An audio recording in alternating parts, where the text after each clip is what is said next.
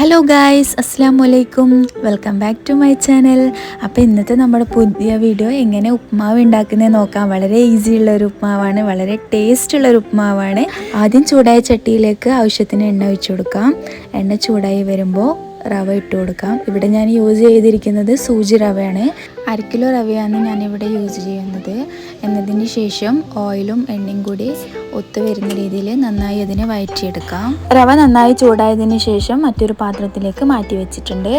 Beans, green peas, തക്കാളി, carrot, അതുപോലെ തന്നെ പച്ചമുളക്, ഇതിത്ര നമുക്ക് ചേർക്കാനുള്ളതാണ്. 2 ഉള്ളിയും ആവശ്യത്തിന് കറിവേപ്പില. അതേ ചട്ടിയിലോട്ട് തന്നെ ആവശ്യത്തിന് എണ്ണ ഒഴിക്കുക. എണ്ണ ചൂടായതിന് ശേഷം 1 ടേബിൾ സ്പൂൺ കടുക് പൊട്ടിക്കുക.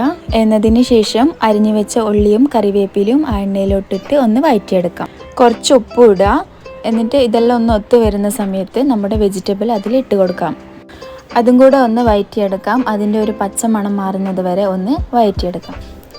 ഏകദേശം 1 മിനിറ്റോളം അത് വേകാൻ വേണ്ടി വെക്കുക. എന്നതിന് ശേഷം മഞ്ഞൾപ്പൊടി ഇട്ട് ഒന്നും കൂടെ ഒന്ന് വഴറ്റിയെടുക്കാം. കുറച്ച് വെജിറ്റബിൾ വേയാൻ വേണ്ടിയാണ് നമ്മളിതൊന്ന് ഇതുപോലെ ഇങ്ങനെ ചെയ്തെടുക്കുന്നത്. എന്നതിന് ശേഷം ആവശ്യത്തിന് വെള്ളം ഒഴിക്കുക. 1 കപ്പ് റവക്ക് 1.5 കപ്പ് വെള്ളം എന്ന രീതിയിൽ വെള്ളം ഒഴിച്ച് അതിനൊന്ന് തിളക്കാൻ വേണ്ടി വിടുക. ആവശ്യത്തിന് ഉപ്പും ഇട്ട് കൊടുക്കുക. ഒരു 3 മിനിറ്റ് വരെ അത് വേയാൻ വേണ്ടി വെക്കുക. എന്നാലും നമ്മുടെ വെജിറ്റബിളൊക്കെ ഒന്ന് നന്നായി വെന്ത് കിട്ടുള്ളൂ.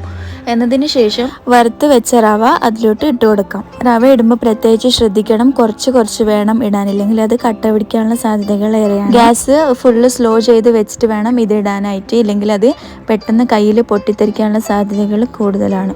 എന്നിട്ട് നന്നായി എല്ലാം ഒന്ന് മിക്സ് ചെയ്ത് നമുക്കിത് അടച്ചു വെക്കാം. ഇതാ അടിപൊളി ഉപ്മാവ് റെഡിയായി കഴിഞ്ഞു. വെള്ളവും പിന്നെ നന്നായി വെന്തിട്ടുണ്ട്, പിന്നെ നമ്മുടെ വെജിറ്റബിളും വെന്തിട്ടുണ്ട്. ഇതുപോലെ നന്നായി വെന്ത് കിട്ടും. ഒരു 5 മിനിറ്റൊക്കെ വേവിപ്പിക്കുമ്പോൾ നന്നായി വെന്ത് കിട്ടും. പിന്നെ നമുക്ക് സെർവ് ചെയ്ത് അത് കഴിക്കാം. എൻ്റെ വീഡിയോ ഇഷ്ടപ്പെട്ടാൽ ലൈക്ക് ചെയ്യുക, ഷെയർ ചെയ്യുക, അതുപോലെ തന്നെ സബ്സ്ക്രൈബ് ചെയ്യുക. പിന്നെ എന്തെങ്കിലും തെറ്റുകളുണ്ടെങ്കിൽ കമൻറ്റ് ബോക്സിൽ വന്ന് അറിയിക്കുക. ശരിക്കും പറഞ്ഞാൽ വളരെ ടേസ്റ്റുള്ളൊരു റെസിപ്പിയാണിത്. നിങ്ങൾ എന്തായാലും ഇത് വീട്ടിലൊന്ന് ട്രൈ ചെയ്യുക. ഓക്കെ.